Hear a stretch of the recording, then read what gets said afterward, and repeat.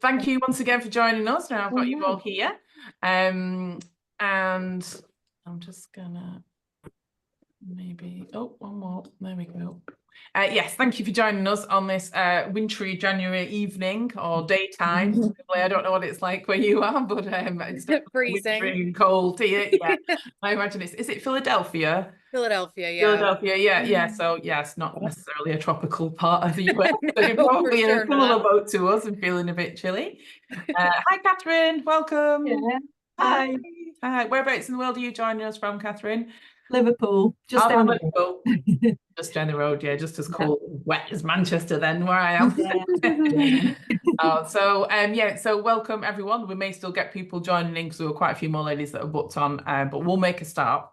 If you haven't already worked out yet, I'm Mel. I run Travel Queen. It's my company, but we are, if you're relatively new to Travel Queen, because we've got all new faces here. I know Joanne is booked onto our March Thailand adventure, and Emily, you're booked onto our Vietnam and Cambodia adventure in October, aren't you, as well? So that's fab. So you can watch this knowing that you're already booked on, and then Totally. but yeah, all new faces that haven't actually all been on a tour before. So we're very lucky to get lots of ladies that come back once they've taken that first brave little step and gone onto a tour. So we sometimes have people on the Zoom as well that have been, but yeah, not tonight. All newbies. So welcome and thanks for joining us. So like I say, Travel Queen is my company, but it isn't just me. I have a small little team, but also we are part of the Travel Trust Association, which is kind of the equivalent of ABTA, basically a trade body that oversees everything that we do, and all money's paid into Travel Queen. Goes into like a trust account that's overseen by them, and it basically, the long story short, is that gives you kind of 100% financial protection. Should anything ever happen to Travel Queen, but I mean, we survived COVID, so we're like nothing's gonna get rid of us. But yeah, just so you know, you've got that extra backing. Because Travel Queen is a very, very personal company, and a lot of time people just deal directly with me. So I like to just give them that reassurance that there is kind of a backing as well of the TTA, and you can ask me more about that if you want to. So for those of you that might not know, Travel Queen, like I say, is my company. Everything about all of our tours, I create basically from my personal experience of traveling around the destinations, and putting the tours together. I don't just go for like 2 weeks, plan a holiday and think that looks okay. It's a really kind of intense process. I do a lot of traveling around the destinations. Thailand I've been going to for many years. Just gonna, well, we're gonna mute someone, but I can't tell where it's coming from. But yeah, so I've been going to Thailand for a really long time, and for Vietnam and Cambodia, I was relatively new when I planned the trip of going there, but I spent 2.5 months traveling around Vietnam and Cambodia just to put together our 12-day itinerary. So a huge amount of experience has gone into planning that. And basically, I try out all the activities, everything that's on any itinerary of Travel Queens will be something that I've tried out personally, probably adjusted in some way and gone, that was great, but can we do it like this to make it better? Very fussy. And also met all the local suppliers, have contracts with them, have agreements directly with them. So we don't just kind of go on tour and wing it. It's all very much organized in advance and tested out. And like I say, all of the different companies that we work with as well, I really like to work with local companies who kind of know the real areas and the best parts of their country. But we have direct relationships with all of them as well. So it means I can ask all my little questions and be like, right, before we arrive, all this is organized and, so it's all taken care of. And obviously a big thing as well for women traveling, you are not traveling alone, but I know at the stage when you're booking, you feel like you're making that decision, by yourself, and it can feel a bit like you're on your own at that point. But safety is obviously a big thing for women traveling either by themselves or together. So you can kind of rest assured that everything that's on our trips, I have also done in person by myself as a solo female traveler without a group behind us. So that's always a big thing, particularly when choosing accommodation. So I always, obviously on our tours, we spent a huge amount of time together as a group. And that's always absolutely kind of the plan. But I also choose accommodations based on thinking if at any point someone on the tour wants to go back to the room on their own, or they want to kind of meet us later, that you feel 100% safe, you know, walking to and from the accommodation by yourself if you should find yourself, you know, having just a bit of time to yourself. So that's how I've chosen everything. And I've definitely ruled out a few that didn't live up to that based on that being a criteria for choosing accommodation.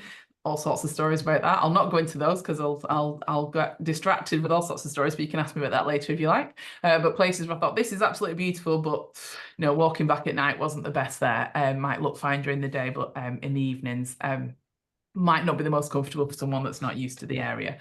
So that's a big factor in designing everything as well. So in terms of the people that book onto our tours then, so very much we do get, sometimes when people come on Travel Queen trips or they see some of the comments and videos, they think that everyone knows each other. They don't. They all start off without knowing anybody, basically. We're very lucky, like I said, people do come back again and again once they've been. So sometimes you'll get people on a tour that might know someone else on the tour. But basically, even if that happens, they started off without knowing anyone. So what that means is that you get a very, very friendly, welcoming vibe, and you find that even the women that have maybe met someone else before on a previous tour, they're still in that zone of, oh, we need to welcome this person. They're still very up for making new friends. You know, if anything, they're kind of a bit of a Travel Queen advocate then, because they're like, yes, come and do this. It's brilliant. But yeah, everyone starts off in the same boat, really, you know, without knowing people. I know some of the group tour companies out there attract lots of different kinds of people. Sometimes you get couples going, sometimes you get groups of friends, or families even, you know, going on tours. So we don't get that. Every now and again, we've had a mother and daughter came on a trip, you know, very, very rarely a couple of friends might come together. Sometimes women that have been on a previous trip might say, hey, oh, we met on this one, let's do this one together next, you know. But very much the norm is people all arriving, all on the first day, not knowing anyone, you know, kind of meeting each other for the first time. So hopefully that puts your mind at rest if that's something that makes you a little bit sort of, oh, that's a bit nervous for the first time. And on that note, I thought before I go into anything more detailed about our tours, it's really nice to, obviously, I can tell you their experiences and what they think and how quickly people make friends, which is very much the case. Like people, it's probably the number one thing that people worry about before they go on a tour. But then actually when they're on the tour, the speed at which people just click and kind of get together and make friends is unbelievable, really. And it's easy for me to say that, but obviously I'm at the back kind of watching everything unfold. But I think because you've got women that have signed up to effectively quite a detailed itinerary for the tours that we do, you already know, regardless of the age of those women, where they're from, what they might do for work, you know, everyone's basically said, that tour looks great. I'm up for all of the different things that they're doing on that trip. So you've got very like-minded women as a start, who are up for similar things. I know some groups, whether they're not necessarily group tour operators and official, but you get sort of groups of women, you know, like on social media or meetup organizations, and they'll just plan to go away together. But then you've kind of got the thing of, oh, who wants to do this today? And I'm not so up for that. And they want to be really active, but I just want to lie by the beach. And, you know, sometimes that is the thing that can be a bit difficult with a group. But obviously everyone kind of knows what we're doing, but there is a plan every day. There is free time as well, built into there. But everyone has kind of said, yes, this is the trip we're up for and this is what we want to do together. So you're already kind of right there with being on the same page really about what people want to do out of their trip.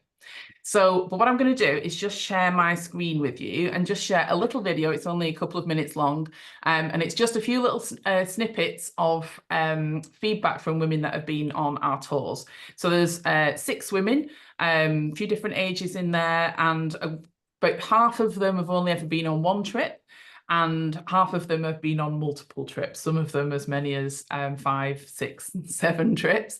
But again, their kind of feedback comes from their first experience and what they felt when they were kind of at the place that you are now. So I'm just going to share that with you, give you a little feel for what it's all about. Let me do this. How's it gone? Screens. Okay. this. So you should be able to see.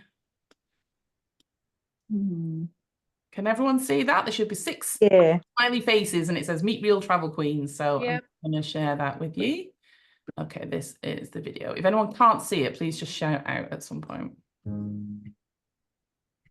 Most amazing trips that I've ever been on. It was one of the best experiences of my life. Yeah, a bit scary at first, but honestly, I definitely recommend doing it. I had such an incredible time on the way home. I was crying my eyes out. I knew that I would 100% book on another Travel Queen tour. I genuinely had such an amazing time and made so many good friends. I really, really would recommend going, and I really, really want to go back. I had one of the best trips with Mel at Travel Queen. It's the first ever solo trip. I was so nervous about coming on. She's a fantastic travel guide. Mel came back to me in no time. She was really informative, really helpful. She's just a really nice person. You literally don't have to worry about anything. It's all ready-made. A group of other women with so much support and encouragement to help you face your fears and to go out with them. So I think it's made me so much more confident. If you're not sure, I strongly advise you to just go for it. What do you have to lose? booked onto the tour. We all have kind of that one thing in common where we all wanted to do something different, do a bit of travelling, meet new people. Much less daunting because everyone was kind of in the same boat together. I made amazing friends. Some of the best friends that I could possibly imagine. I went with a group of women that I didn't know, never met them before, apart from on the meetup. But trust me, once you get there, even as soon as you get into the airport, you see that everybody's in the same boat and you're just there to have an amazing time. You should have every faith that every trip she plans for you is going to be a great experience. Just bite the bullet, just book.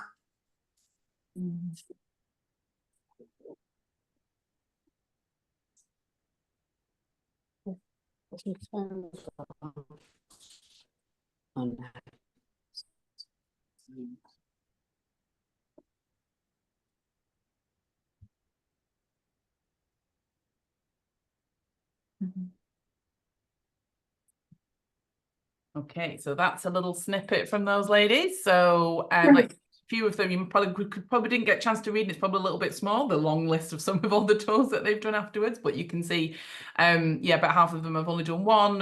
A few of them have been very lucky to come back and do several with us, which is lovely. Those that have only done one have always said that they want to come back and do another one. They've just not quite got around to it yet. So that gives you a little feel. Does that bring up any questions at all? Feel free, by the way, to just interject and ask a question at any point, because it gives you a little break from me chatting all the time. But if not, I will crack on. So obviously we're going to focus on 2 of our tours. We have lots of different tours, but it's difficult to talk about all of them in a certain amount of time, and I don't want to keep you too long. So we're going to focus on 2 of our tours in particular. And they're probably our most popular and most longest running tours as well. So we've got our Thailand Adventure, which is the first tour that I ever did for Travel Queen, which was back in November 2018. And also we're going to talk about our Vietnam and Cambodia Adventure, which I actually planned just before lockdown. So the reason we haven't done that tour quite as much is because lockdown kind of caught us in the way. But we have still done it several times, so we've got lots of women that have been on that tour as well. And just a little thing, if you want to go off and look, that video, we literally just finished putting that together. The reviews are from over the last few years, but we've just put that specific video together. So it's not on the website yet, but it will be if you want to go back and watch it. But you can go on to, there's a page on our website which is called Meet Real Travel Queens, and there's obvious links to it everywhere. So you can go on there, and there's lots more written reviews. There's also several videos from women where they talk, you know, in more detail about their individual experience. And what's nice about that is the constant thing that they all refer to is when they didn't know anyone at first and what their experience was like. So it is worth going and having a look at those and having a little read through, and also hearing a bit more in detail about the specific tours that they did. So what I'm going to do next is I'm going to concentrate, is everyone, just as an idea. So I know already we've got Emily booked onto Vietnam and Cambodia and Joanne on Thailand. Have we got a general feeling? I think, Eleanor, are you thinking about Thailand in November? Well, in November for sure, yeah. I'm not Yeah. sure I want to do that one. Yeah. And then what about everyone else? Is there a tour in particular, or just you just generally here to kind of find out more? But just so I know maybe who's interested in what. I'm probably leaning a little bit more towards Vietnam and Cambodia. Okay, yeah. But happy, interested to hear about both. Yeah, and they're quite different, really, you know, and I do that on purpose because we do get a lot of people coming back, even though loads of people say, well, I'd love to, I could do that tour again, you know, but we try to, you could kind of repeat some of the same kind of activities in some destinations. Obviously, every country is different, but I intentionally kind of create different itineraries for the different destinations as well. So they are different experiences. So I would say, just as a quick kind of comparison, you've got Thailand, which is very much, you know, focused on basically jungles and then island hopping. So we're in the jungle, we're meeting elephants, we're getting out into the rainforest, staying in tree houses, and then there's lots of island hopping as well. Experiencing lots of gorgeous beaches, snorkeling, quite a lot of boat trips. Vietnam and Cambodia, quite different. We still have elements of that. So there's still a little bit of beach time. You still got the tropical side, but there's a lot more culture. I would say, not that there's not culture in Thailand, but on the particular kind of trip that we do, there's a lot more culture and exploring temples, more sort of immersing in local life in Vietnam and Cambodia than on the Thailand trip, even though you definitely get to see Thailand and we go to off the beaten path places, so very, very different to the typical version of Thailand that people see when they just kind of go on a package holiday. So yeah, quite different. But I think as I'll show the little videos and talk through both, you'll get more of a feel for those as well. So I thought, first of all, I will talk through Vietnam and Cambodia. And then I shall try to rein myself in from talking too much, because it's very easy for me to talk easily about these tours because I love them all so much and everything that we do. But I will try to. So if I seem like I'm talking a little bit fast at some point, I'm just trying to kind of get through kind of the highlights of each tour. But please feel free to just give me a shout if you've missed something or if I've not made something quite clear and you want me to repeat something. So I'm going to talk about Vietnam and Cambodia first. And likewise, to sort of set the scene a little bit, I'm going to share a little video with you, which is, I have one video of Thailand, which has got a little bit more music and stuff on, and it's kind of a combination of all tours. The most recent little video I've got to show you for Vietnam and Cambodia is actually it's a very real video reel of the last tour, basically. So there's no music on, it's just literally capturing all the little moments, which is beautiful in its own way, really, because it's just natural, kind of lots of different clips from throughout the trip, and you can tell everyone's having a wonderful time. So I'm going to play that for you just to give you a little feel. Plus this isn't on the website, it's actually on Instagram. So if you don't already follow us on Instagram or Facebook, I would recommend checking us out on there as well, because there's so much content and videos and things to share that we can't get it all on the website all the time. It'd just be too much to look at. So it's worth just following us for those updates as well. So I'm going to share this. So you should be able to see another little screen there that says our Vietnam and Cambodia Travel Queens on tour. Can everyone see that okay? Yeah, I think so. Yeah. Right, okie doke. So I'm going to give this a little play. If you enjoy it. Okay.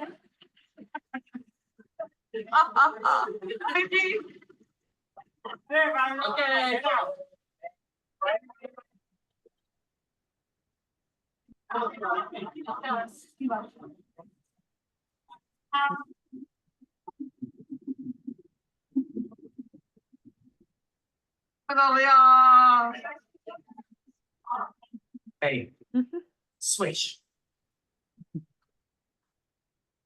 We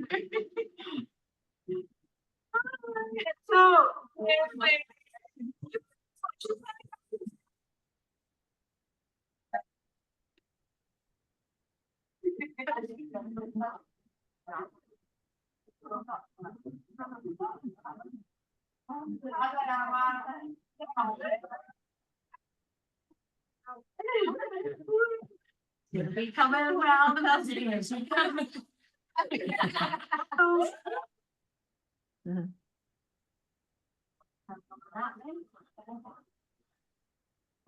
That's actually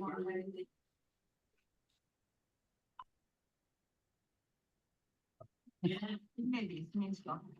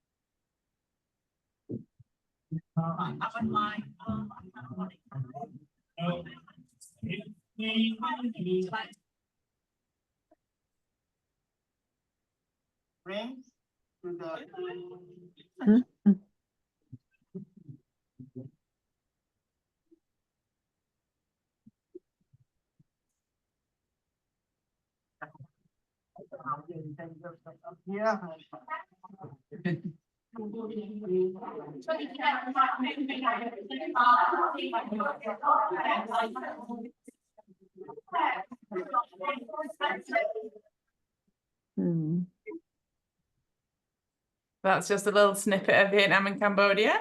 Lots of little clips of, like I said, just women on the tours, really. Less about the kind of less landscape and kind of scenery shots and more just about their kind of experience. So that was our last tour in October into November last year. And so what I'm going to do now is just share with you a little page from the website, which is basically, you should be able to see. I'll start at the top. So this is all stuff you can go back on and have a look at on the website, but it's just helpful to have as a bit of a slideshow going on while I talk in the background.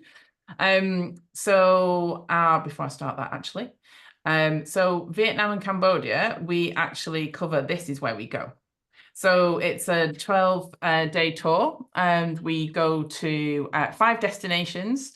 So as part of this is our only tour that has that covers 2 countries. So there are some flights included in the tour itself. So we fly the flights to and from Vietnam and Cambodia aren't included. That's something that you need to book yourselves, but we can advise you on that. So we fly, we start off in Hanoi and we have a couple of nights there. Then we go over to Halong Bay, and I'll talk you all through all these destinations in a moment. Have an overnight cruise in Halong Bay. Then we travel down to Ninh Binh, and we have a couple of nights there, which is kind of like the sort of inland version of Halong Bay, very mountainous and rolling rice fields, very green, beautiful area. And then from here, we have an internal flight down to central Vietnam, which is where we go to Hoi An, which is the very pretty lantern-filled place, which I'll talk more about. And then from there, we have 3 days in Hoi An. And then from there, we have an international flight, which is included in the tour, from central Vietnam over to Siem Reap in Cambodia. And then we have a few days there, and then that's where the tour ends. So our first day, which you'll have seen some of the video clips from there, is starting off in Hanoi. So the pictures that you can see flashing up at the moment are basically from what we do on the first evening. So you have your you can arrive in the morning, you have a bit of free time just to kind of relax after your flight. Sometimes people arrive the night before for that tour as well, just to give themselves a bit extra time to kind of, recover from the flight. But if you arrive on the first day, you'll have a little bit of time, and then we meet in the evening, and we go up onto the rooftop deck of our hotel. All of the hotels on this tour are of extremely high standards. That's one of the things that sets Travel Queen apart, is the accommodation where we stay is generally either luxury throughout or luxury with a few more kind of characterful rustic places thrown in. For example, in Thailand, that might be the tree houses in the jungle. So whenever we stay somewhere that's not kind of luxury, it's because it's somewhere to kind of really experience the local area, or an experience like the tree houses in the rainforest. So in the evening, we then set off and go out onto our Vespa street food tour of Hanoi, which is an amazing welcome to the city. It's a very good kind of bonding exercise as well, because sometimes people are a little bit nervous before they start. my lights go off when I don't move enough, so that's why I'm moving around. So yeah, we get off onto the Vespa tour. You don't have to ride a bike at all. It's all taken care of. Everyone has their own driver. They're very safe. They know the city very well. And I don't know if you've ever been on a Vespa, but it's very different than going on a motorbike because it's very, very chilled. It's kind of, you have like a proper little seat. It's much lower to the ground. You feel much more secure on there. Obviously, it's optional if anyone doesn't fancy it, but no one's ever opted out. So I always set off and ask people how they're feeling. We do a first little stop and everyone's happy. But yeah, everyone always loves this event. Really, really great way to see the city. So just being on the bikes themselves and also getting to know the locals that are the drivers as well, who are super friendly. But then we go around lots of different destinations in the city, basically, and try out lots of different types of Vietnamese street food. And it's very much the places that you just wouldn't know to by yourself. So all these little pictures that are flashing up, we stop off in little street food places. We go to also a spot which is one of those kind of crazy train streets that you see where the people have all the little bars and cafes and the trains come in really close. Obviously, we take care of you to make sure it's all safe. But we do that and bomb around the city, and it's just an amazing first activity. Everyone always loves that and often says it's one of their highlights of the tour. And the food is also amazing. So there's lots of different things to try. So even if you're a little bit fussy and you're not sure, it's a good time to just try things because it's all included. You're not sort of paying for each individual thing. So it's a good kind of welcome to Vietnam. So that's our first day. And then on the second day in Hanoi, we go out and explore like a full city tour of Hanoi. So we go to a few different temples. You'll see all sorts of very vibrant street life in Hanoi. It's one of those places where you absolutely know you're in Hanoi. It does not blend in with other cities. It has a really unusual combination of very Asian, Chinese influence as well. It's very close to the northern border of Vietnam with China. But you also have a huge French influence from when Vietnam was under French occupation. So you have a real sort of melting pot of different cultures and buildings. So yeah, it's a really, really interesting place. So we go around there and explore together. And you'll have seen some pictures crop up, and I shared a little reel the other day of ladies dressed up in the Vietnamese dress that local ladies wear. So there's an option to do that. So you can see this is a picture of some of the ladies doing that on the last tour. It always gets quite a lot of attention when we go out. You can opt to wear that for the day if you want to. You can just try it on, and some people just try it on and have a little photo and then think, yeah, but I don't want to wear it all day. Others are like some of the ladies in these pictures have gone, no, let's wear it out all day. And then that attracts other Vietnamese ladies who are wearing the same dresses. And then they're like, come and have a picture. This is not staged at all. They just want to have their picture taken with us. So it's a really good fun. And even if you're not personally in the dress, there's usually someone else on the tour that is, so you can still enjoy the experience even if you've not personally gone for it and done it. But yeah, it's a lovely little side to it. So we go out and explore all over Hanoi for the day. Like I say, everything's taken care of. And then we have a little bit of chill time in the evening. We go out to kind of where the locals head out in the evening to have like a few drinks. And again, we're kind of mingling with local people in Hanoi. So that's our couple of days in Hanoi. And then we head off to our next stop on day 3, which is our Halong Bay cruise. So this is like a very, very stark contrast to Hanoi. So another reason why I've designed this tour is so there's a lot of contrast in it. So you have a very busy couple of days in Hanoi, soaking up all the culture, very vibrant place. And then we head out to Halong Bay, which is completely the opposite, really serene, peaceful. And we basically go onto a little cruise ship. This is the view at sunset in the evening. And we head out and we sail amongst all these kind of limestone cliffs. And we have like a full day. And then the next day, so this is Halong Bay, just flashing up. We also have opportunities to go off and do some activities. That's our actual boat. I'll just go back onto that so you can see it a little bit better for a bit longer. So yeah, that's the actual cruise ship. This is a viewpoint that we do a little hike to. We also go off to visit a beach, a very beautiful beach. These are just very short hops on like a mini boat from the little cruise ship that we go out to see. But you'll also see that the rooms, the cabins have their own little private balconies. I've carefully chosen boats that had cabins with balconies because I think that's part of the experience. All the food is included when we're on the cruise ship as well, so they kind of wine and dine us for all the time that we're on there. And like I say, yeah, you can do the activities, or you can just opt to stay on the cruise ship and just enjoy it and just soak up all the views that are passing by as well. And then on the next day, you have the opportunity to do a little bit of kayaking. I'm going to scroll off that because it's gone on to the next day. So yeah, you have the opportunity to go and have a little go at kayaking. If you've never kayaked before, don't worry, because we can help you with that. And then you also have the opportunity to do some Tai Chi at sunrise. So it's a really beautiful place to be at sunrise. It's worth getting up early for, just to see the sun coming up over all the mountains. You have the opportunity to do that on the rooftop deck. And then we hop in the little boat and go off to have a little sample of the kayaking. So we go through this little tunnel. It's not advanced kayaking at all, but we go in there and just have a little, it's more just scenery and quite gentle. And it's not like ocean kayaking, so you're on like a flat bed of water, basically. So yeah, very, very calm, very easy. So we have an opportunity to do that together. And then after all those activities, it's a lot packed into all that time. So like I say, you can choose to just chill out on the boat. And then we head off to our next destination, which is Ninh Bình. And this is our resort that's just flashing up at the moment. So again, beautiful countryside, very Vietnamese style rooms, and just a beautiful little hotel. I describe this as kind of like a countryside retreat. And then so we get there that evening, and then we have time the next day, and we go on a full day trip to explore Ninh Bình. So there's a small little temple there, which is part of what was the ancient capital of Vietnam. But we also do very much things in nature. So we get onto little sampan boats and we sail around all through these little grottos and caves. The scenery is just stunning. There's lots of little mini temples and pagodas. Beautiful mountain scenery, lots of rolling rice fields, but you also have time back at the hotel to just chill out, use the pool. This is the indoor pool. There's a spa, very kind of relaxing after a couple of days in Hanoi.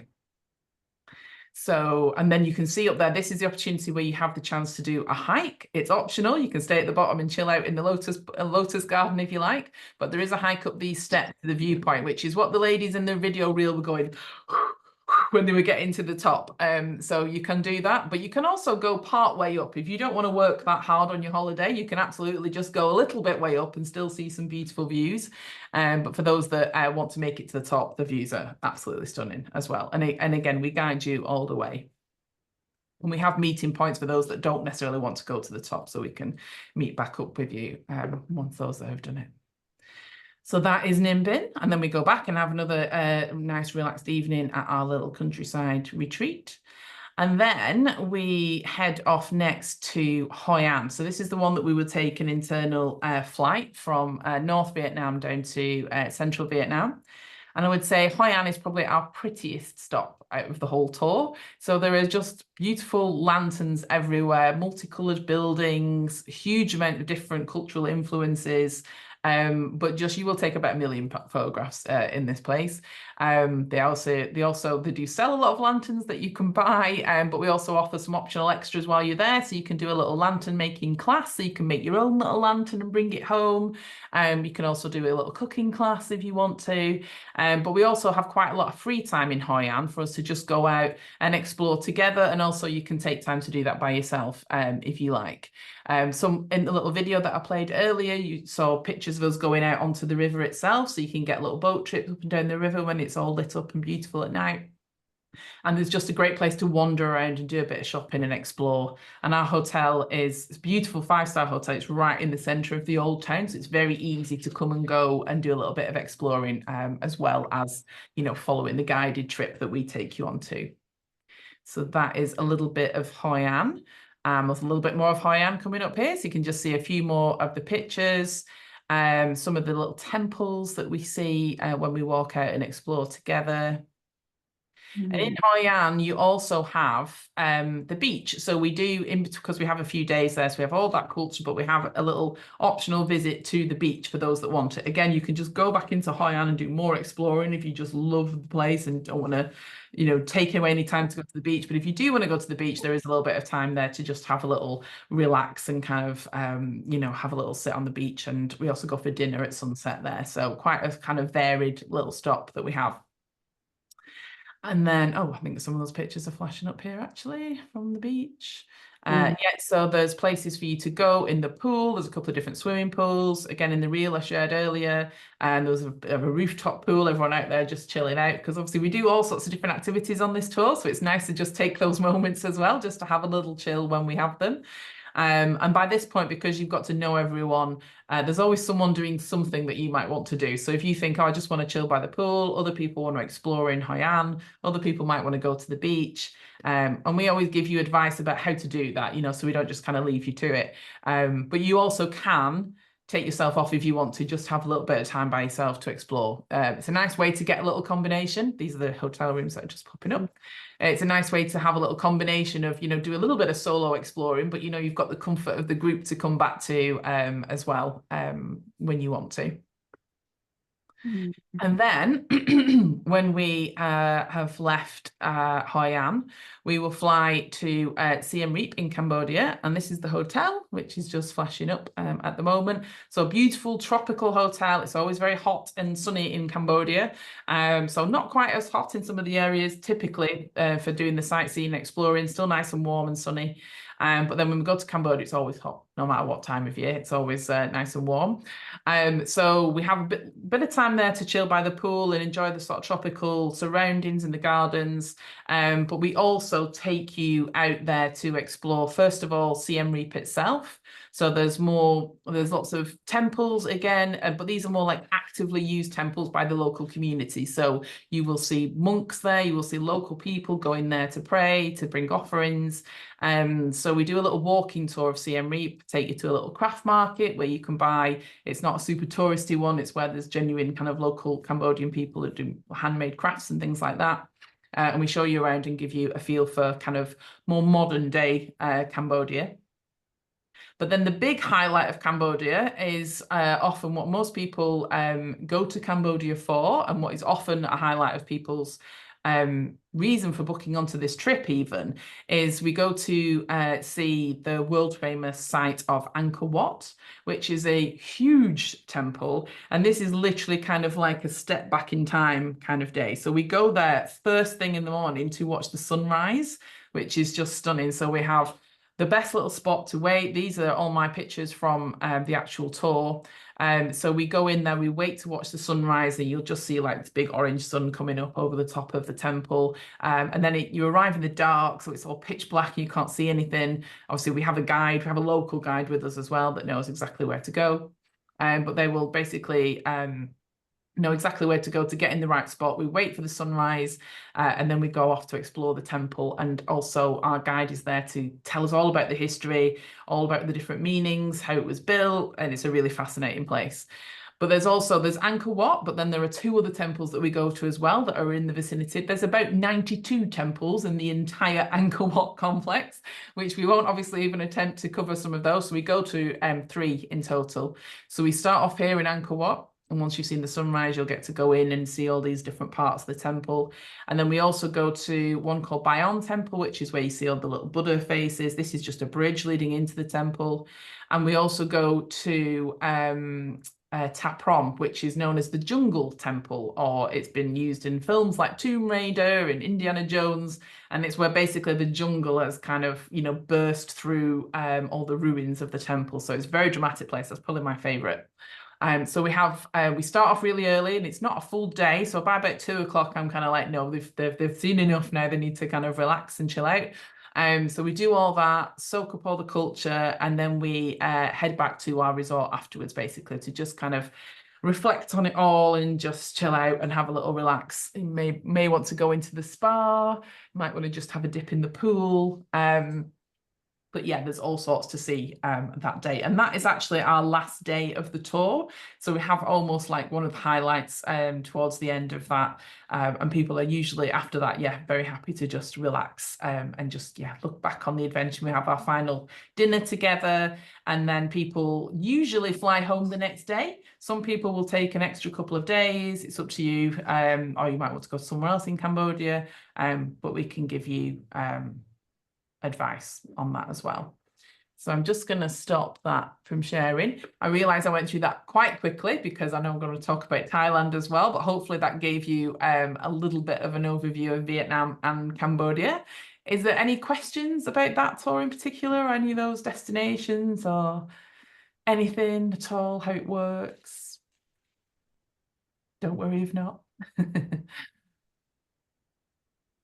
I was just gonna ask, I know you said the weather in Cambodia is always hot. In Yeah. October in Vietnam, it's warm enough to like be in the ocean or like the beach and in the pool too. Yeah. Oh, So cool. yeah, definitely. And it, you know, Vietnam is one of those places where it varies quite a lot.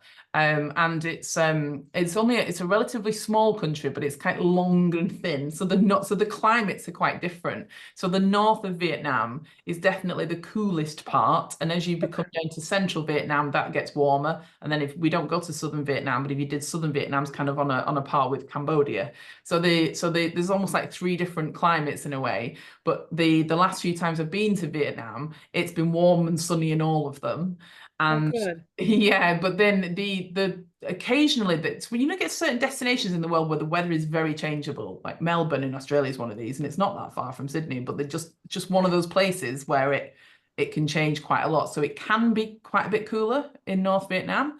And also when we go out onto Halong Bay on the cruise, it can be cooler.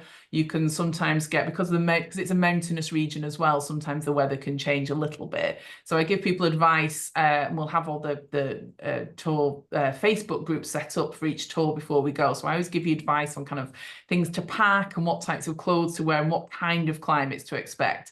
But it's still going to be a heck of a lot warmer than we are used to.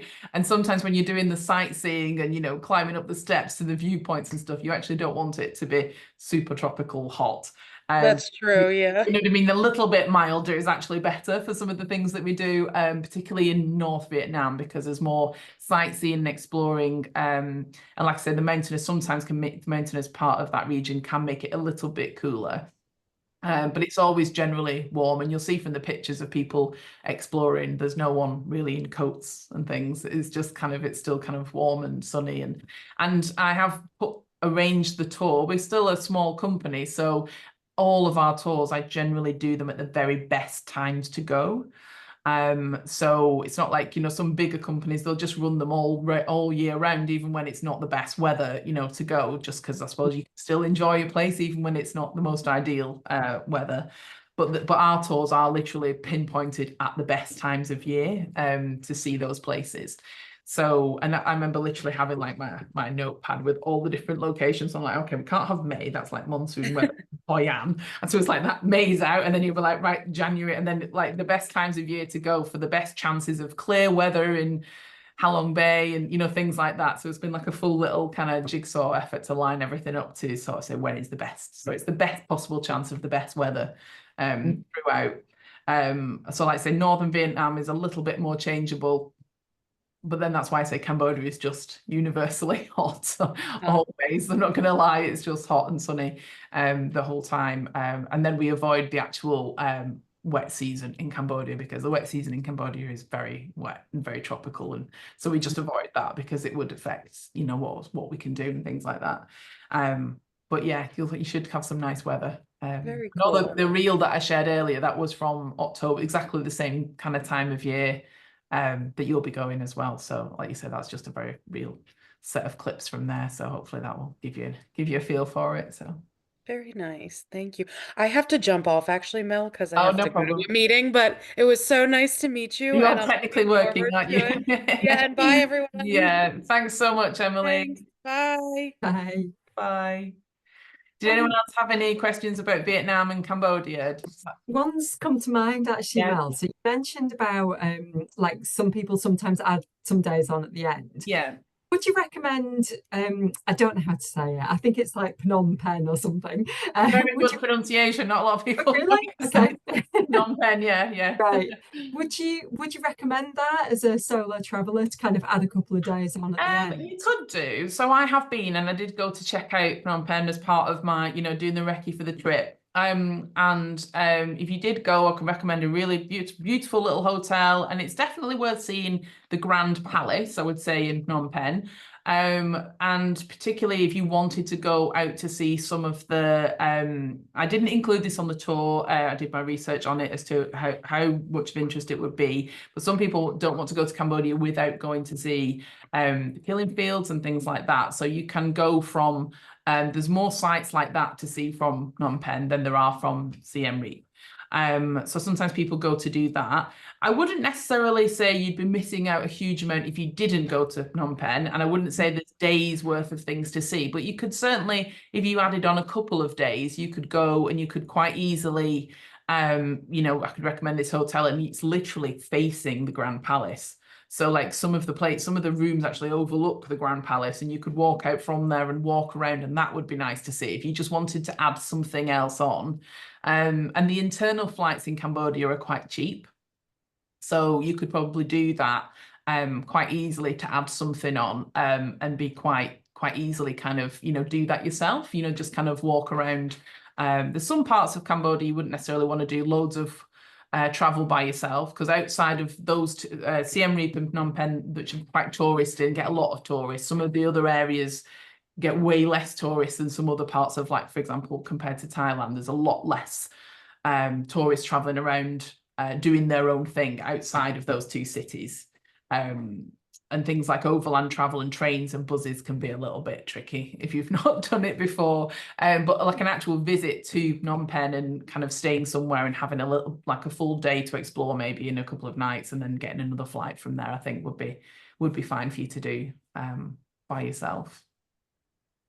I can't remember the name of the hotel right now, but I could definitely tell it. I could definitely find it. I can see it in my mind, but I can't think of the name. I think it's something like the Palace Hotel. It's something like that because it's right next to the Grand Palace, and that is nice to see. The reason it didn't make it onto the tour was also just kind of logistically, because there's always something else to add on, you know. So it was just for the amount of time and the amount of things to see, it wasn't sure it kind of warranted an extra flight and an extra few days of the tour. But that's also one of the reasons I designed the trip the length of time that it is, so that it's not like a full 2 weeks. So you've got the option to add on a couple of days at the end or at the beginning even. Sometimes people do a stopover on the way to Hanoi, you know, and take some time, or like I say, have a bit extra time in Hanoi to just, you know, chill out before the actual tour begins as well. So at least with that, the timing that it is, you've got the option to do that. So okay, and I'm just going to check the chat if anyone's popped any questions in the chat. No, that's absolutely fine. So there's no more questions about Vietnam and Cambodia. And just on dates, I should mention this. So we have two dates of Vietnam and Cambodia this year. The first one is coming up not too far away. It's just over about 2.5 months away. So it's the 31st of March until I think it's the 8th or 9th of April. Basically that tour, bookings are closing for that tour next week, because it's suddenly we're in January and it seems ages off, doesn't it? March and April. But yeah, that tour is closing quite soon. So just to be aware of that. I don't know if you have a date in mind for which one you were contemplating, or if it's still quite early days. It'll be the October one for me. More like the October one. Yeah, so, it's the October one that Emily, that was on it here earlier, that she's booked onto. Right. Got a little bit more time to think about that one, but it was just a heads up for the other, because, you know, we get into January and everyone thinks everything's ages off, don't they? And all of a sudden I'm like, no, things are closing. So that's Vietnam and Cambodia. So I'll talk about Thailand then next. So Thailand Adventure, like I say, is the tour I've been running the longest, and quite different to Vietnam and Cambodia. I would say much more sort of overall tropical feel, more island hopping, more beaches, and you'll still lots of kind of cultural immersion and kind of seeing more of the real Thailand, rather than the big places like Phuket and Koh Samui, which we avoid like the plague. Because as a lover of Thailand, I have been to all of those places as well as the places off the beaten path, and I'm very passionate about showing people what I think is the better side of Thailand. So again, quite a few islands and stops on there that we go to that no other tour operator goes to. They kind of tend to stick to places that are a little bit closer to the mainland and a bit easier to get to. But in my mind, some of the best ones are just that little bit further away. Not huge distances, but just a little bit, like basically you can only get speedboats to some of those, and that costs a little bit extra. So a lot of tour companies just don't go there. They just go to the easy, closer ones. So before I get into Thailand, I will play a very short little clip. And again, even if you're watching and you're not sure Thailand's for you, it's worth watching this little video just 'cause it gives you a bit more of a feel for a tour. And there's a few more comments from ladies on there as well that have done it. So I'll play that for you. That's just a short little video. Again, just a couple of minutes. So I'm just going to share my screen. Okay, so you should be able to see. Yeah. And sat in a very beautiful location. So this is our Thailand adventure. Mm.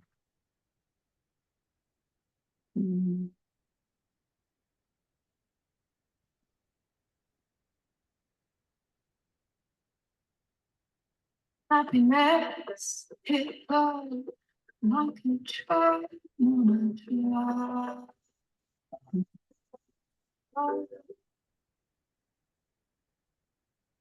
coming towards her, stuck still, no turning back.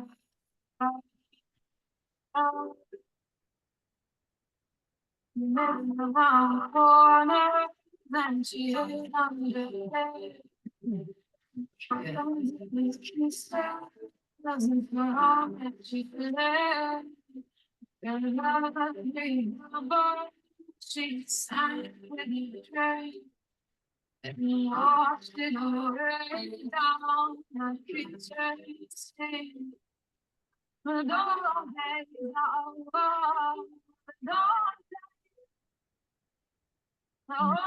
as I'm in, so you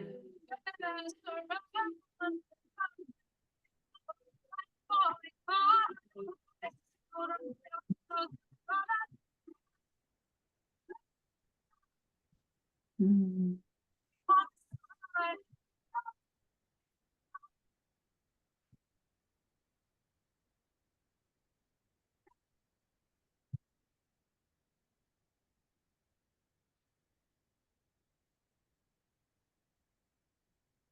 Mhm.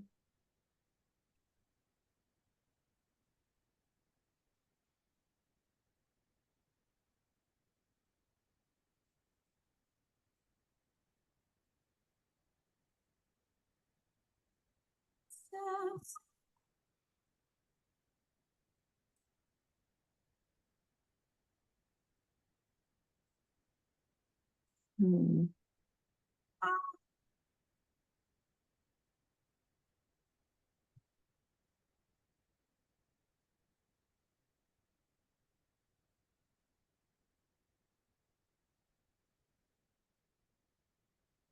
Mhm.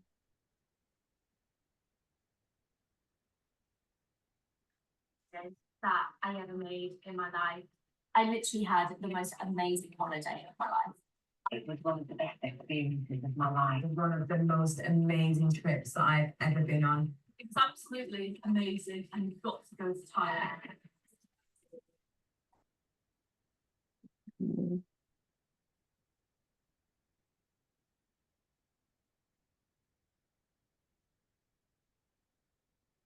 Well, that's Thailand. Wow. Nice sunny, it's sunny beaches and turquoise water, isn't it, on a Yeah. day like today? Mhm. Where is my website gone?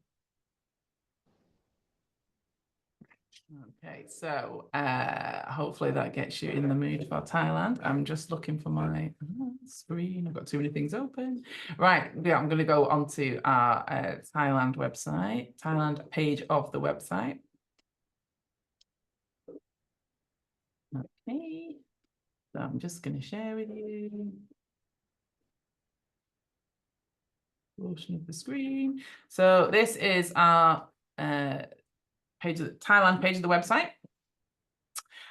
So this is a little bit longer, a day longer than Vietnam and Cambodia.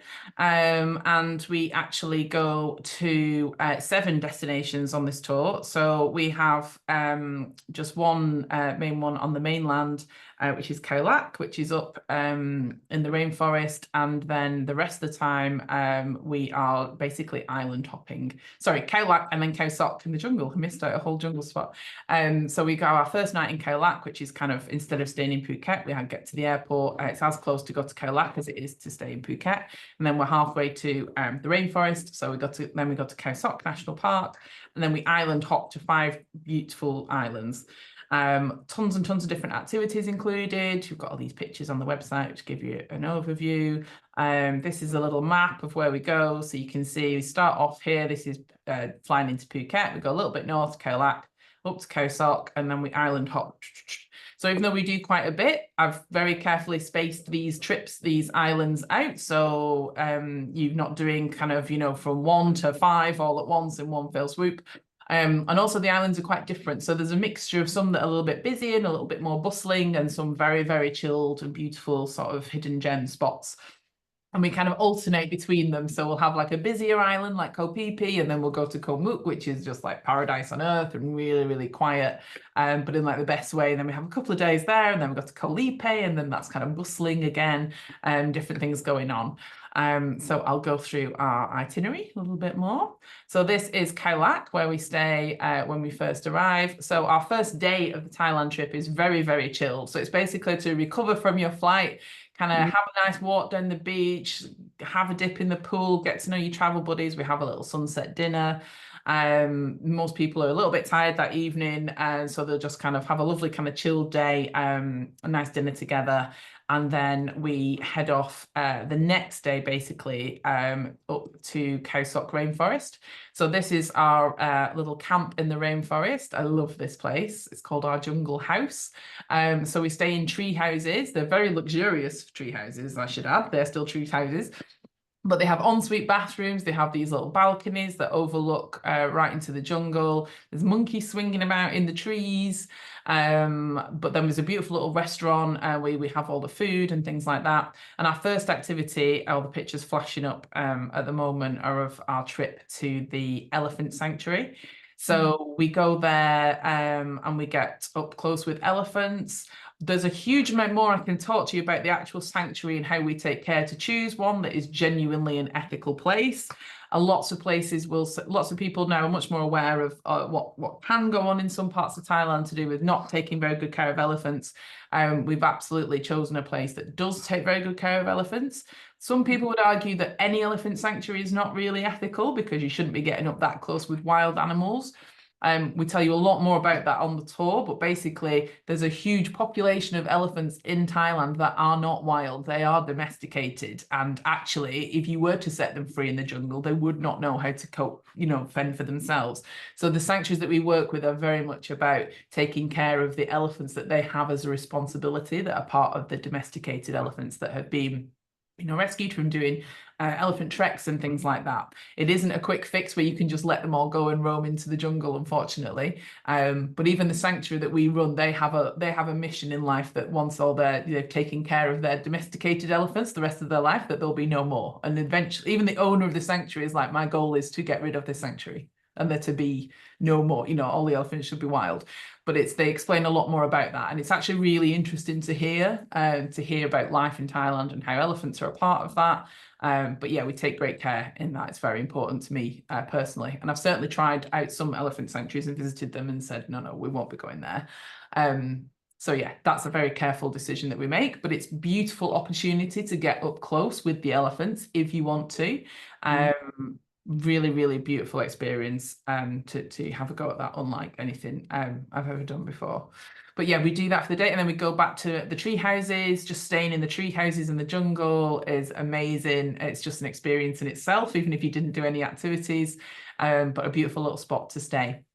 And then the next day, we head out into Chao Lan Lake, which is a huge lake in the middle of the jungle. So we head out on a boat trip. These are all the kind of sites that you see. We do a little rafting boat trip. We're basically sailing in amongst all of these mountains for the day. We do also have a hike into the jungle. It's optional, but I would say it's a relatively easy hike. It's just good to get a little sense of the nature. But also there's time on the boat, there's time on the raft house, which you can see ladies just chilling out there as well. A beautiful little spot. You can have a little go at having a swim or just kind of doing a bit of kayaking or just relax at the raft house. But that's a full day exploring and just absolutely stunning scenery. It's like something out of Jurassic Park or King Kong or whatever other movie reference you want to think of. But yeah, beautiful day. And then we're back to the tree houses for our second night. And the tree houses is often, step out of people's comfort zone, but usually a couple of nights is a perfect amount of time to kind of have a little taster of it without kind of immersing yourself too much into that slightly more rustic culture. And then we head off to our first island, which is Koh Phi Phi, which is the pictures just flashing up at the moment. Stay in a really beautiful hotel right in the middle of the island, close to everything. Phi Phi is definitely the busiest of everywhere that we go, but it's still really good to see it. It's kind of part of Thailand's culture, that side of it. And it's a good, lively place to go and explore. We stop on the way at Big Buddha Temple, which is what's just flashing up on the screen at the moment. But then we get to Koh Phi Phi, and it's an absolutely stunning place. So the picture's going to pop back up again in a moment. I can control this and stop it, but it sometimes with me talking, we never get through it. So it's best to let it run. So we have our speedboats the first island. So this is Koh Phi Phi that you can see. It's absolutely stunning. So even though it's one of the busier islands, I still include it on the itinerary because I just think that it's such a beautiful location. And we also, on the next day, we go off on this boat trip to explore. So these are some pictures of the viewpoint that we do a little hike to as well. So when we do the boat trip, it's absolutely stunning. So it's where the famous Maya Bay is from the film The Beach. There's also just little lagoons aside from Maya Bay that are even more beautiful, but just these really sheer limestone cliffs. There's a little stop where you can see monkeys on the beach. Do a little bit of snorkeling, but it's just absolutely stunning, really beautiful. And that water is just genuinely that colour. It's obviously there is a bit deeper in this little lagoon. It's that beautiful turquoise colour.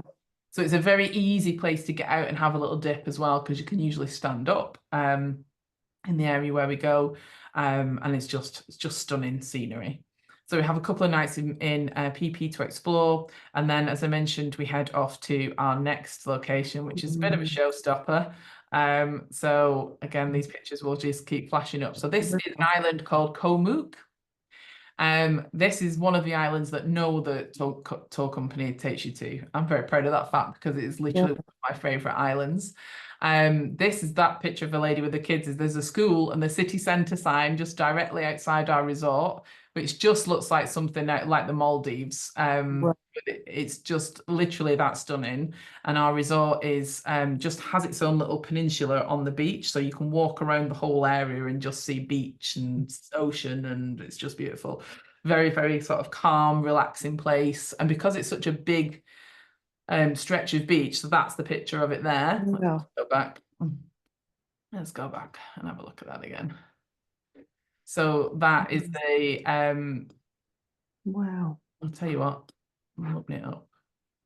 I feel like you need to look at this. It's a bit closer detail than it's flashing up because it just looks so perfect, but it is genuinely, that is where we go. So this is our resort. So this big building at the top, I say big building, this bigger shack is the restaurant. So that's where we have dinner in the evening and you watch the sunset. And all along here, or where you can see beach, the whole area, that's the whole resort. The pier is just over here in the, can you see my cursor where I'm around? Yeah, I wasn't sure if you could see that. So this is the pier where we arrive. So we get little tuk-tuks from here. They bring us to here and drop us off. But all of this is our resort. So all along, there's just little bungalows and a little path up through the middle. So if you come out of your bungalow, even if the resort is full, there's still so much empty sand. You walk around, you just feel like you're in the middle of nowhere, but in a lovely way. And then you walk out from in amongst all it looks like it's just dense forest, but in the middle of here, there is a little village. They have a little sign up that says Koh Mook City Centre, which makes me laugh every time I see it because it's the least centre-like place you'll ever see in your life. And it's just, you walk around and like when I go back there, all the locals are like, hi there, welcome back. And it's so funny. They're not used to seeing groups there, but it's like very, very friendly and not in a harass, come in and buy my wares, not at all. They're just genuinely like happy that you're in their island. Very, very lovely place. I think there's another little picture of it. So yeah, it just looks like paradise. Which it is, and then the bungalows we stay in there are, like I say, these I'll make that a bit bigger. Wow. Yeah, we literally stay in these bungalows, so you just kind of step out and you've got all the amazing view. You can see the sea view from your bed, basically. Wow. So we have quite a lot of chill time here. We stay here for a couple of days, but we have you know, relaxing time as well as there's opportunities to. That's Carly that was in the video earlier. Just looks like a stock photo, that doesn't it? It's hard to feel the need to Yeah. feel it's real. Yeah, so all sorts of stuff to see, but it's just nice to just be there to relax, to be honest, as well. And there are activities to do. Just put that back up there. So I'll get distracted and we'll just end up in Come Up for the rest of the and there's so many other places to show you. So yeah, so that's a beautiful spot, and again, nice contrast to Koh Phi Phi and the jungle where we've been. We've done lots of activities, so we get here and everyone just goes, oh, like relaxes and chills out. That's the city centre. There's a little bar there that one of the people that work at the resort all have their own little bars and restaurants in the village as well. So we go to like one of the locals. They always say, Yeah. a new restaurant if you want to. They're not pushy, but I'm like, so whenever they tell me stuff like that, I always take people, you know, and support like the local families and stuff. So it's a very sort of family run little place. But yeah, beautiful little spot. So nice little chill out in the middle of the tour when we're here. But we also do, while we're here, a very, very cool couple of things. So we do a trip to the other side of the island, to this beach, and we go and have dinner. We get little tuk-tuks. You get to see a lot of local life and go to a very, very simple, basic restaurant, but these are the views. Wow. And it's like, it's one of the cheapest restaurants that you'll ever go to, and it's just got this incredible view for sunset. So we get tuk-tuks over there. For the evening, and we also do an optional trip to do a swim through a cave. So it's an adventurous thing, but lots of people do it, you know, even when they're not expecting it, because I explain it in a lot of detail what to expect. It does go dark inside the cave. It's not claustrophobic, it's very open. Yeah. It does go dark, but it's for a very short amount of time. So it's a really good kind of like daring. Wow. Yeah. It's a bit of an adventure, and you feel everyone's always like, we did it, like Yeah. and we do a little conga line of everyone kind of supporting each other and stuff. So that's a really a cool little activity. Again, it's optional, you don't have to do that. And some people just choose to relax on the beach and stuff. But that's a really nice activity that we do there. And it's great because a lot of people travel to this island just to do that trip. And we're already staying there. We often beat the crowd by getting there first thing before all the, you know, the hordes of all the boats turn up and things like that. So that island is beautiful, but then there's another beautiful island coming up, which is actually, this is the one that's got the nickname the Maldives of Thailand. Wow. So it's called Koh Lipe. Again, this is another island that no other tour operator takes you to. Some of these pictures have gone up into the first evening. So that is Koh Lipe. Wow. Very beautiful white sand beaches, even more turquoise water if that's possible. We stay in slightly more rustic kind of little bungalows here. It's just in a great location on the beach. So you can walk down to like the little area called Walking Street where the little shops and bars are and stuff like that. The picture's flashing up of my favourite little bar. It's called Elephant Bar. They have a little local Thai band. I say band, there's like a singer and a guy who plays the drums on like some beer box. But it's a really fun night. And it's Thai, even sing a few Thai songs in there and stuff as well. So again, we travel by speedboat from the last island between all the islands. So we get to Koh Lipe and explore a little bit, just have some time to chill out. And then the next day, we take a boat trip to a private beach, basically. So it's not always the same beach. There's a few that we have in mind, but I'll basically be having a look with the skipper, and if there's anyone else on the beach, we're like, no, keep going. So we just find a little spot just for ourselves, which is what they're from. So we just moor up the boat, and we just have a little bit of time to explore and just chill out on the beach. That's what these pictures are. And also to do some snorkeling, and the snorkeling is beautiful in this spot. It's very, very shallow, very colourful. I've never been and not seen Nemo, so in terms of the little playing fish. So yeah, that's a beautiful little day. And again, that's just a private trip for us, so we can pick out those quieter areas as well. And then in the evening, also, we take you to a spot on another beach on the island, which is not one that you'd necessarily discover by yourselves. It's called Sunset Beach, which is a perfect spot to watch the sunset. But there's also quite a bit of time on the in Koh Lipe to just wander around and explore, and there's lots of lovely little shops and things like that, and to have a little look around, and just having a seat on the Yeah. beach in the evening when, you know, like the sun's gone down and there's Mm. fire show, like relaxed fire shows. It's not kind of mad nightlife, but just very relaxed in Koh Lipe. And then our next stop is Koh Lanta. Big glass wine on the thing. But actually, one of the main reasons, all the islands have their own things and all sorts to see and do, but one of the main reasons we go to Koh Lanta is for what is the best Thai cooking and cocktail class Oh, wow. come across. It's called Time for Lime. It's actually run to raise loads of funds for a charity, Lanta Animal Welfare, as well. Oh. So it's for a very, very good cause, and they tell you a bit about that when you go Wow. with no pressure, because effectively we're already supporting them by running the class. Amazing. It's run by an amazing Thai chef called Noi, who is just a legend, and he's been working there for years. There he is. Oh. And yeah, a full team of people. So even if you're not massively into thinking about learning Thai cooking, it's just Oh, I love fun. Thai. And Yeah. so there's Noi, the male Thai chef, and there's also another female Thai chef called May, and they're both hilarious. Like the stories that they tell, and they just make it super fun. So it's just lovely to hang out with them for a few hours, to be honest, as well. We do a lot of cooking class, but you will actually learn how to make Thai food. You'll learn some really useful things. You get a lot of recipes to bring away. Yeah. I still, when I'm making Thai food at home, I always remember, he's like, don't Oh. don't put your lime juice in until the end. I'm like, oh no, don't do that. I said this. So you will learn stuff, you know, from doing that cooking class as well. And then we do, so obviously we stay in Koh Lanta on the beach in some beautiful little bungalows too. But the big kind of highlight of that portion is going to cooking class and spending time with the team there that do it. Oh, and then our last, I'm trying not to keep you too long, so I know it's getting later. Our last stop then is this beautiful spot. So this is our 5-star luxury place where we end the tour. Again, on another island that no other company goes to, called Koh Yao Yai.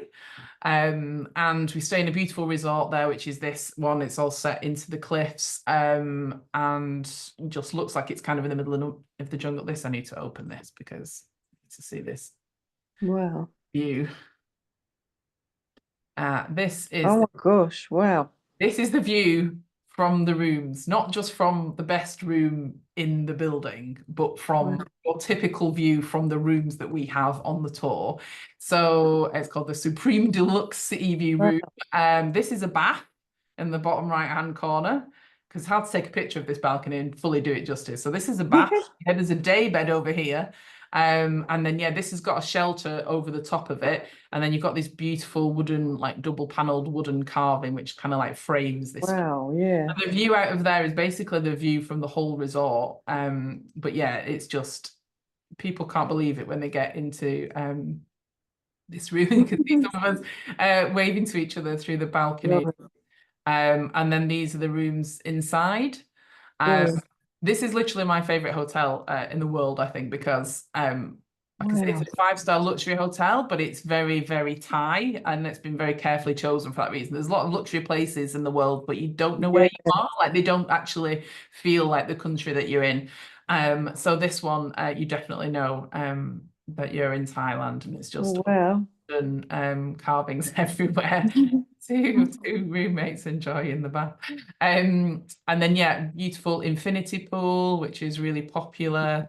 So again, we don't really have an organized plan of activities. We have plans for dinner, and we meet up for dinner, and we usually say, oh, we're heading to the infinity pool, or we're heading to you know, the beach, and people meet up. This is just the pier that we arrive onto. So we get a speedboat, arrives onto here, and then you can walk down. You can come and sit down here in the evening and see the sunset. But there's actually loads of activities here as well that you can do if you've not bored of it. I'm always like, surely you've done enough, ladies, of activities. But there's things like paddle boarding. I often say to people, you're going to want to get to the infinity pool for sunset, because this is the view at sunset. So there's lots of different activities. There's often some Thai dancing that we can watch. These are all the rooms that are sort of set in the cliffside. So yeah, really beautiful spot. You can have a go at yoga here. You can even have a go at Thai boxing. There's different classes that run, so there's lots of different activities that are included as well, but you just pick onto what you want to do. Most people just want to relax when they get here. Yeah. Well, so yeah, so that's that resort. So I'm just going to close that down, and then yeah, on the last day you've just got a few pictures here of like our dinner and things like that, where you can go a bit of yoga. Oh yes, some paddle boarders there.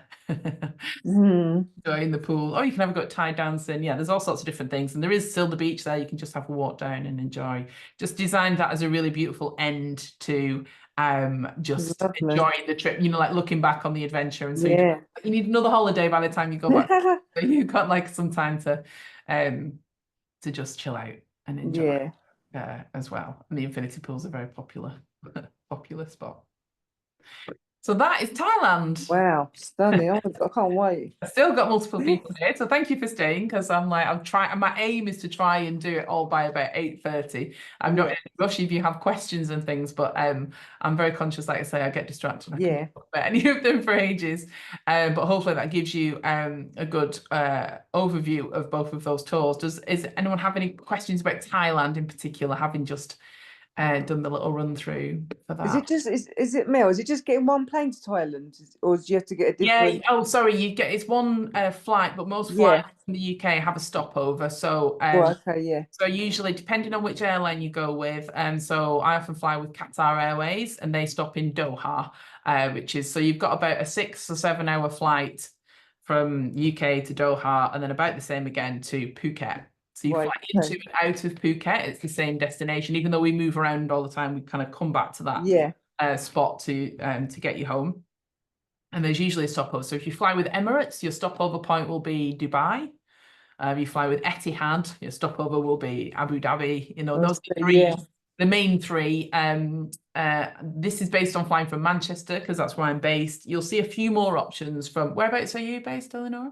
I'll be going to London Airport. That's my just going to say, from London, there's a few more options. So occasionally there's options to go with like Thai Airways or Singapore Airways. And sometimes you can go further or go via Bangkok.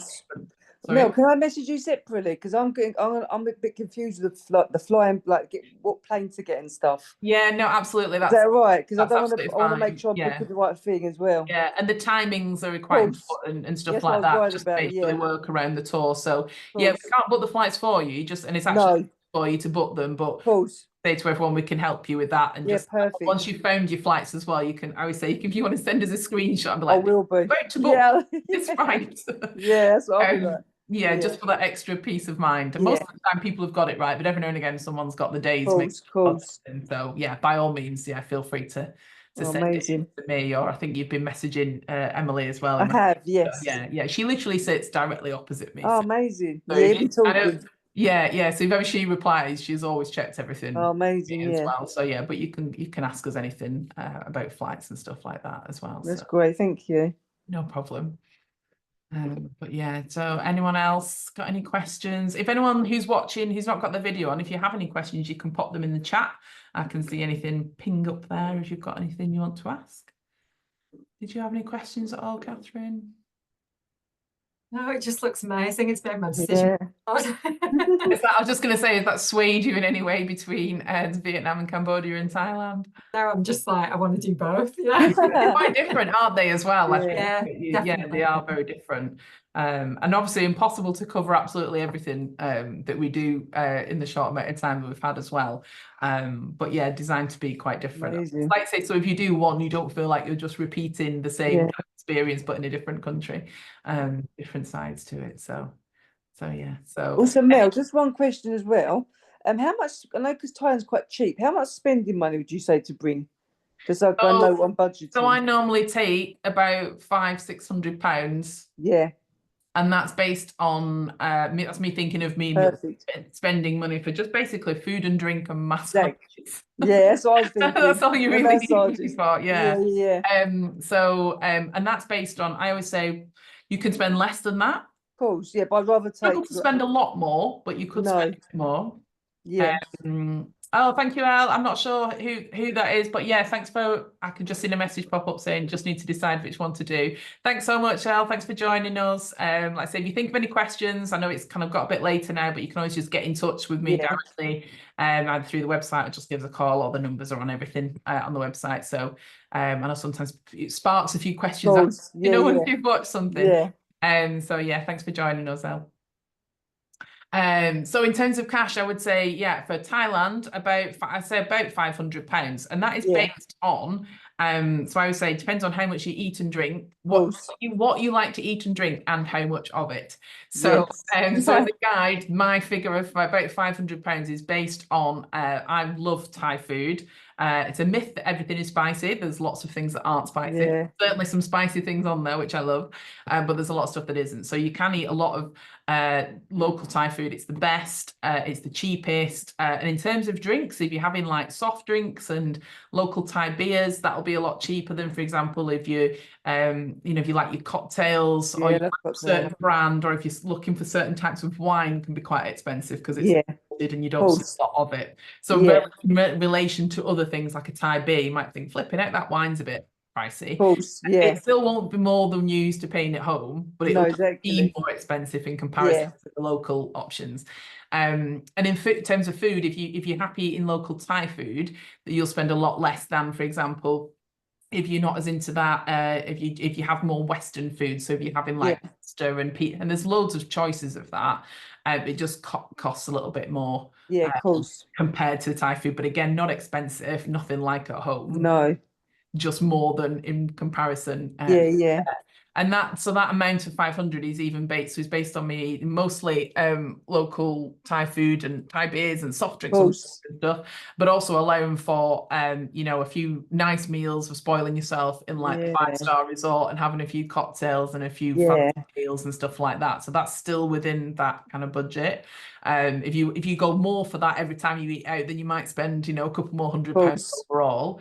And also it includes, me getting quite a lot of massages.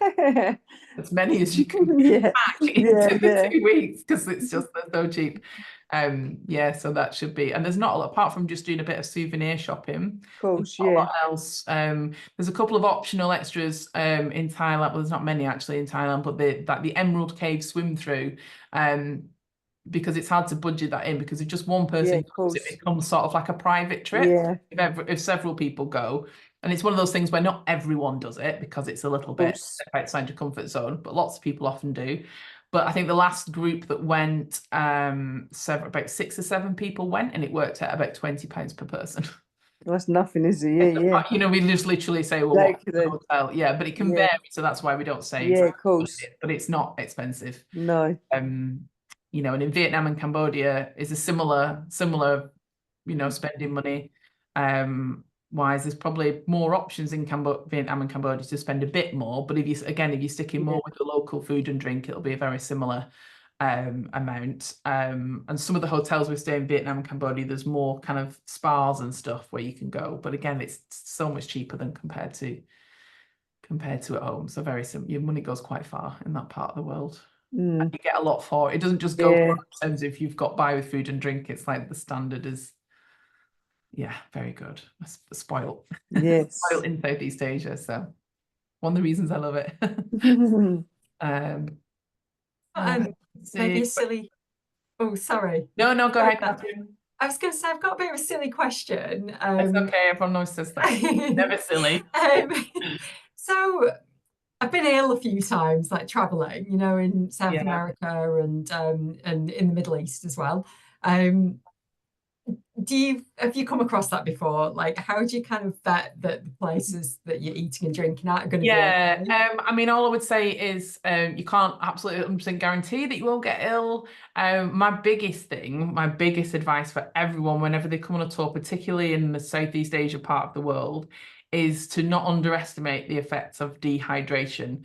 I would say 90% of the time when someone gets ill, and I know I can't say, well, you've been here and you've done this, but from my experience of being with people, and when I've asked them how much they're drinking, or I've seen them not drinking much, and then they get ill, 90% of the time it's because they're not hydrated enough. And the symptoms of dehydration, basically mimic like what you'd expect from food poisoning, or so picking up a bug in some other areas. And I'm sure you have experienced food poisoning. It's horrible. We all have. It's very unpleasant. But a lot of the time it is down to dehydration. So I'm like an old woman. Like, gotta come on, you drink enough water? And they'll say, well, how much are you drinking? Or especially if people are sharing rooms, they might be like, oh yeah, we've drank the water in the room. I'm like, that's not enough. That's just like a little taster in the room. Like, you need to be having big bottles of water. And also another way, sometimes if people have said before they're a bit prone to getting ill or picking stuff up, is actually to just, rather than wait until you're dehydrated to start having like the rehydration sachets, just carry them with you and just top up. Like, just actually have them before, like, almost prevent it, because you kind of, before you've even started on the experience, you're dehydrated from the flight, like from the long flight over. So you're already dehydrated, and then we're moving around a lot and doing activities. So sometimes people just forget to drink enough, and from being from the UK, we're not as used to like the climate. It's not blazing sunshine on you. It's still so much warmer than our bodies are used to. So that would be the number one thing. But obviously, in terms of places we go, we don't go to the same places every single time on every single tour, but we do have places in mind that we go to take people for dinner. So in the evenings, generally there's free time, but we always have a plan of somewhere to go if people want to join us. And they generally always join us. So I always say, well, if you want to take the time, just watch the sunset in a hammock and take the time. You don't have to be ready for dinner at 7 o'clock, that just soak up the experience and enjoy it. And you can meet us later or go out for dinner at your own time. But most people are like, yeah, what time? We'll all got together. And that. So by taking groups around, especially in some smaller places, it's good. I have loads of local restaurants that I've been to so many times with people that we can recommend, and we know we've eaten there before and it's been really good and people haven't had problems. And I generally advise people steer away from certain types of street food. In Colleague, there's a walking street and there's street food all up and down it. And people say, oh, have you had the street food? And I will be honest and say, I don't eat the street food. This place, or this place. There's certain places where you go where you can see them fresh. You just know. But sometimes there'll be places and they have things out all day, and I'm thinking, well, that was there this morning when I went into meet the boat company or something. I'm thinking that's been there a long time in the sun. So so I'll give people tips about certain things to avoid. But generally it's not something that we've had major problems with. But yeah, mainly just down to dehydration. I can just see a little question has popped up from Joanne asking about what travel adapter. I'm not going to answer that off the top of my head, because unfortunately I have quite a few different places in my head and I don't want to get it wrong. But we will definitely share a packing checklist in the March. I know you're on March Thailand, aren't you, Joanne? There will be, I think Emily might have already shared it actually. If not, I'll check with her tomorrow.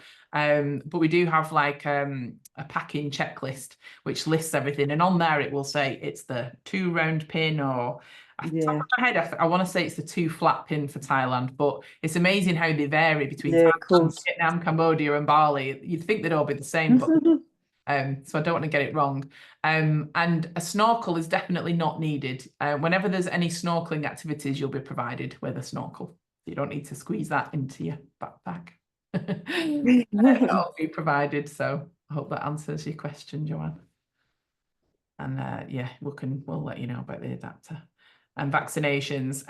So vaccinations is a tricky one. Again, I can't really advise you on that. All I would say, well, I can advise you. The advice is to basically, particularly if you drank, because it's not that long off, I would just basically get in touch with your GP. Yes. It goes for anyone going anywhere. If you're traveling, just go to your GP and basically tell them where you'll go, book an appointment. And each GP is different. Each practice is different, what their little setup is. Mine's quite easy. You just book an appointment with the nurse and you go in and she checks the latest health advice as to where the different destinations, and then she'll talk you through and say like, well, actually this is compulsory for this area. This is like a very, very, very low risk. It's your decision. Or like, for example, I've never been advised that I need malaria tablets for going to Thailand. But someone, if they're paid to go to a health clinic where they make money on giving you as many things as possible, they're like, oh, there's malaria, and they're like, oh god, and you can get side effects and like from all sorts of things. So it's good to just go to your GP if you've not got any vested interest in selling you things that you may or may not need. and get their advice. And the other reason why it's good to go to your GP is they will have your medical vaccination history. So you could, what's really dangerous is if you just speak to someone and say, oh, I spoke to Sue and she went to Thailand and she didn't need this vaccination. Well, Sue might have had that vaccination 5 years ago and be covered for life. It's forgotten because, you know, you just do. And it's best to go and get off your own medical history with your doctor, who should have a record of when you had something and when you had your booster and how long it covers you for. And obviously, if you've not travelled for a while or you've not been somewhere different, it's yes, been to GP, had some free ones done, but a clinic maybe needed. Yeah, and they will basically advise you, but at least you then think, right, well, I know that I do actually need that and I could go something. But like I say, some of the ones, some of the clinics and stuff will like do a great job, but I wouldn't go there first. I would just see with your GP and also just get a record of when you last had your vaccinations, because if you go to a clinic, they won't have access to that. So they might just say you need all these 5 vaccinations, but you might be covered for 4 of them already. So you don't really need to get pumped up with more vaccinations than you need. Either. You've already had it. You don't want to be putting unnecessary stuff in there. And then Joanne, you've asked how many are booked on for March. So our March Thailand tour is about half full at the moment, but I would expect this is literally someone booked the other day, and it's a funny time of year this because it get incredibly busy with people booking onto people inquiring and looking, and then we get like a mad rush at the end of January. It's almost like people spend January thinking, oh my God, I'm ready. And some people start booking, but the busier period is actually towards the end of January, February, you know, once that kind of first payday after Christmas has also hit. And I think once people have had a bit of time, you know, to think throughout January, and then they start. So I know there's loads of people looking at Thailand. I always say this to people, and I'm not a hard salesperson at all. I talk about the things that we do, and people go, that sounds good. I don't really have a sales approach, but genuinely sometimes people say, oh, I'm going to book onto this, and like loads of people this week have said, oh, I'm looking at November Thailand, and I'm like, you know, it's filling up. Like I've got to do it. It does go. Like someone literally, I spoke to 2 people last week who said they've got the time booked off work already, and I'm like, I booked it off as well. before you book especially before you book your flights, I was like, sure, because it can just go, and because we are small, you know, there's a maximum of 14 on each tour, and there's only 2 this year, you know. So it's amazing how quickly you just think a few people at home thinking, right, I'm going for it. It can go from, you know, half full, it can change very quickly, basically. So and then people are, oh my God, it's full, and we don't we don't suddenly allow 20. Well, we just say we're full. So yes, any other questions from anybody? I can have a look in the chat if any come through. No.